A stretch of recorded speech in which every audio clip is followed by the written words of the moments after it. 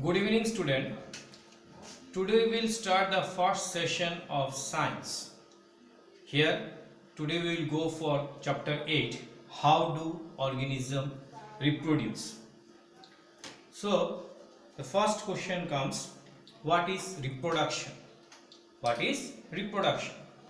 So, when we speak of reproduction, it is the process in which organisms produce an organism of its own kind. I repeat again, reproduction is the process in which an organism produces an organism of its own kind.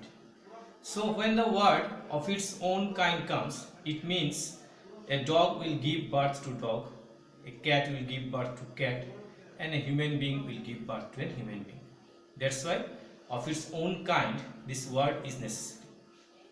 Next question arises, why reproduction is necessary, or what is the need of reproduction? So reproduction is necessary for the continuation of a species. If reproduction stops, you will not see that species longer. So that is the necessity of reproduction. It does not mean that reproduction does not mean that you want to increase the population of your own kind. It just means you want to continue your species so that you can see it in future. Next comes reproduction is a life process. Now life process we have seen in chapter 6. Life process means those processes which goes in our body, okay, for survival. Now question may arise, if we don't reproduce we will die? No, we will not die definitely if we don't reproduce, but if we don't reproduce, that species you will not see for in future. So reproduction is necessary. So it comes under a life process. Next question comes, types of reproduction. So when we speak of types of reproduction, reproduction are of two types. One is asexual reproduction and the other is the sexual reproduction. When we speak of asexual reproduction, in asexual reproduction, single parent is involved. So when single parent is involved, obviously there will be less variation. And in sexual reproduction, two parents are involved, male parent and the female parent. So you will observe more variation because you will have the characteristics of both the parent. Another more difference what you can say, asexual reproduction is fast and sexual reproduction is a slow process compared to asexual. Next comes, what are the various modes of asexual reproduction? So when we speak of various modes of asexual reproduction, it is budding, fission, fragmentation, regeneration, vegetative propagation. Okay, so these are the various modes of asexual reproduction. In your book, the first is given fission. So when we speak of fission, fission means it is broken into pieces. There are two types of fission, binary fission and multiple fission. So by the word binary fission, bi means two, where a single cell will split into two. Binary fission you can observe in amoeba. Okay, amoeba reproduce by binary fission. In exam question is asked, what is the mode of reproduction seen in amoeba? It is binary. Multiple fission example, Plasmodium, Leishmania. Plasmodium you have heard earlier, it is the protozoa which is responsible for malaria. Whenever any mosquito bite you and inject the malaria on your body, you can see it multiply very quickly. So multiple fission means breaking down into many pieces. Which organism reproduce by multiple fission? Example you can give Leishmania and Plasmodium. Then we come for fragmentation. Fragmentation is seen in Spirogyra. Spirogyra is an algae which will see in the surface of water a green type leaf which just floats in water. Suppose accidentally that leaf has been broken down into pieces. Suppose two pieces it has been broken down. Each part will develop into a new ones. Now question may arise, what is the difference between the fission and fragmentation? Both look same. Fission is seen in unicellular organism and fragmentation is seen in multicellular organism. So Spirogyra reproduce by this method. Next is regeneration. Regeneration you can observe in planaria. So when we speak of regeneration, here also same type like fragmentation only. When planaria will be divided into many parts, each part will develop into a new planaria. Now let me draw the diagram. Let me draw the diagram of planaria here. So suppose this is the planaria. This is the planaria here. Okay, planaria. Okay, suppose it is divided into head, then this middle part and this tail part. So it has been cut into three pieces, first, second and third. Then each part will develop into a new ones. Regeneration you will observe in planaria. Now here also question may arise. In fragmentation also you have got the same thing, and regeneration also same thing. So what is the difference? There is a difference. Now see, for regeneration, the part which will develop into a new one, new planaria, that part should have some specialized cell, okay, to regenerate. If that specialized cell is missing in that part, it will not regenerate.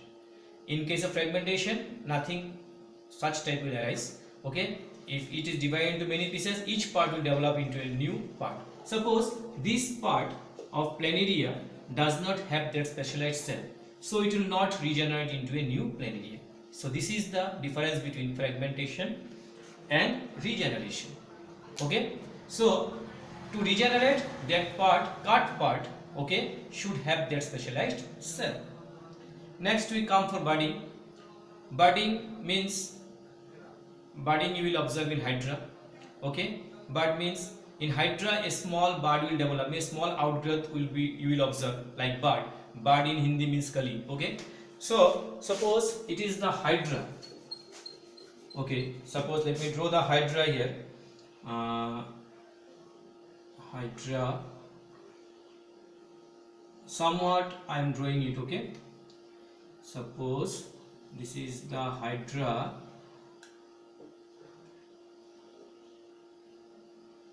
This is the hydra. Suppose a small outgrowth develops here like bud. Okay, a small bud. Now when this bud, this is the hydra which we will see in water. Okay, this bud, when it develops into hydra and when it will become bigger and bigger, a time will come it will get detached from its mother. Okay, from the male parent, it will get detached from its parent, and that part will develop into a new ones. I repeat again, budding, hydra reproduce by this method, budding. So in hydra you will see in water, suppose in hydra a small outgrowth developed which we call as bud. Okay, when this bud develops into hydra, a time will come this bud will become bigger and bigger. Okay, and it will get detached from its parent and it will develop into a new ones. If you see, you can observe the diagram in page 131. So this is the hydra here. Here is a small bud. That small bud developed into hydra and it became bigger and bigger, and ultimately it got detached from its parent and developed into a new ones. Next we come for vegetative propagation. So when we come for vegetative propagation is seen in plant. Okay, and plant reproduce asexually also, sexually also. Now in plant there are two parts, one is vegetative part and one is reproductive part. In vegetative part you will find out root, stem and leaf, and in reproductive part you will find out flower and seed. When plant reproduce by flower and seed, it will go sexual reproduction, and when they reproduce by root, stem and leaf, it will go for asexual reproduction. There are two methods of vegetative propagation. One is natural vegetative propagation and is artificial vegetative propagation. In natural, root, stem and leaf will come. When plant, example of the plant which reproduce by root, sweet potato, stem, potato. Okay, stem is the part by which potato reproduce.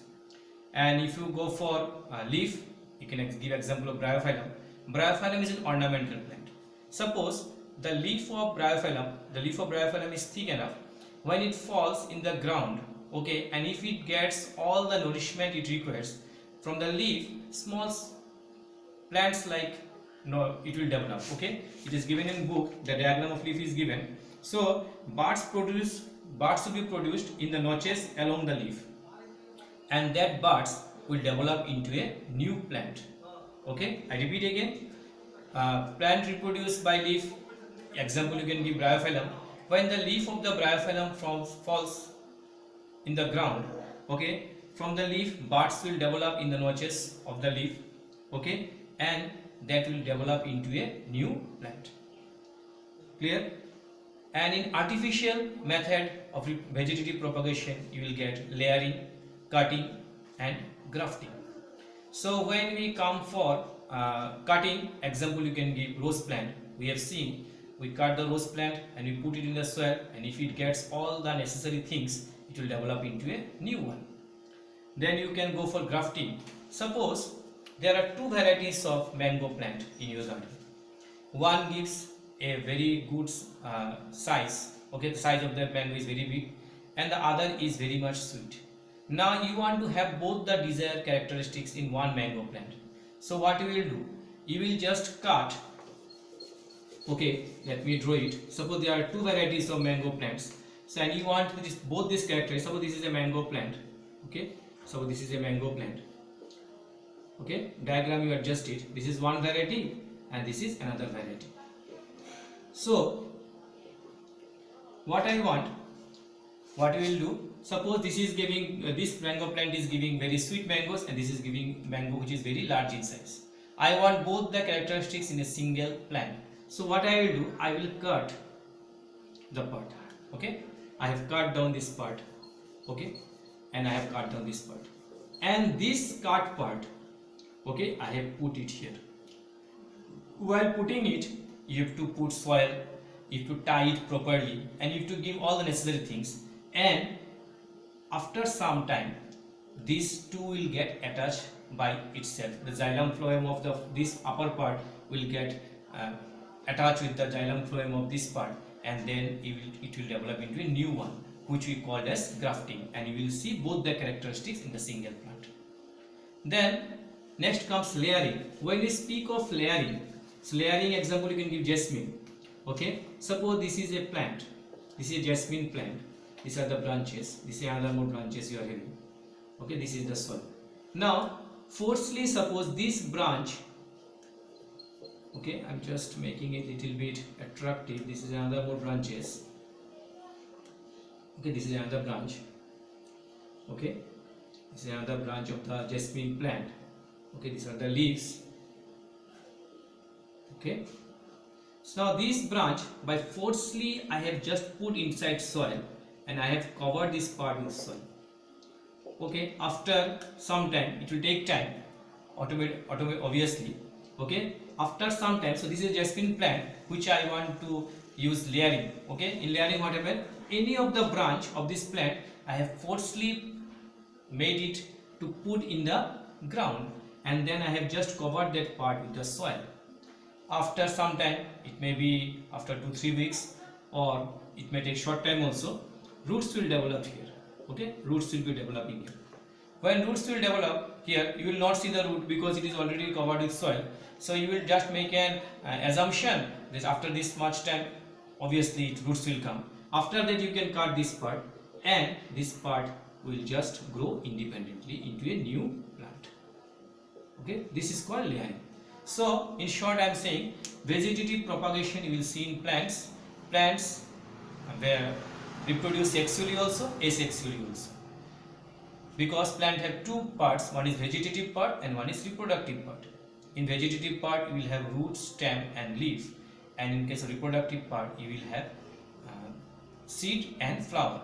So when plant reproduce by seeds and flower, it will go for sexual reproduction, and when it will go for when it will reproduce by root, stem and leaf, it will go for asexual reproduction, okay. So there are two modes of vegetative propagation, one is natural and one is artificial. In natural, it will reproduce by root, stem or leaf. Root example you can give sweet potato, stem you can give potato, and leaf you can give example bryophyllum. Artificial vegetative propagation, cutting, grafting, layering. Cutting example you can give rose plant, grafting mango, and layering you can give jasmine. Next is spore formation. Now see, whenever we speak of spore formation, example you see in bread, some fungus develops if you keep bread for a long time. Okay, some fungus develops. That fungus is called rhizopus. Okay, so in the rhizopus there are some bulb. Okay, there are, it is given, I am reading it out. Even in many multicellular organisms, specific reproductive parts can be identified. The thread-like structure that develop on the bread, okay, are the hyphae of the bread mold rhizopus. They are non-reproductive parts. On the other hand, the tiny bulbs on a sticky structure and are involved in reproduction. The bulbs are sporangia, which contain cells or spores. So in the rhizopus you will find blob, okay, some bulb type. Okay, in that bulb, okay, when it will develop, in that bulb there are many spores inside. Okay, and when this bulb will break, this spore will get scattered, and when it will find any moist condition, okay, moist condition only it is given, moist surface, it will grow independently. I just repeat again, spore formation you can see in rhizopus. Okay, this rhizopus reproduce by spore formation. So in the bread there is, you can see when a bread is kept for a long time, a fungus develops that is called rhizopus. In rhizopus there are bulb who inside which some spores are there. Okay, when the bulb will just get burst, okay, the spores will get scattered in the air, and when it comes in contact with the necessary condition, it will grow into a new one. So this is how we can see various organisms reproduce asexually. So next topic we'll go for sexual reproduction. Sexual reproduction we'll study about plants and human being. Okay, in your book it is given only for plant and human being, which will go in the next session. So this is all about asexual reproduction, and I just mentioned the page. It is up to page number 132. It is done. Okay, thank you till today. Thank you. Bye. See you in the next session.